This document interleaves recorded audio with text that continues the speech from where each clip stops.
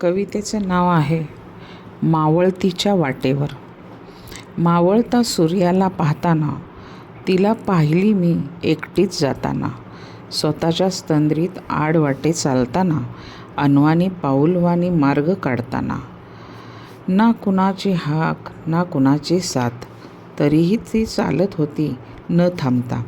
डोळ्यात तिच्या हजारो न बोललेले शब्द, ओठावर मात्र शांततेचा पहारा होता.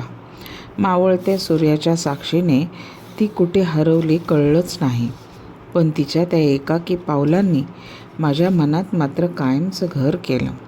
मावळता सूर्य साक्ष देत होता तिच्या निशब्द प्रवासाचे. ती मात्र मागे वळूनही पाहत नव्हती, जणू सवय झाली होती एकटेपणाची.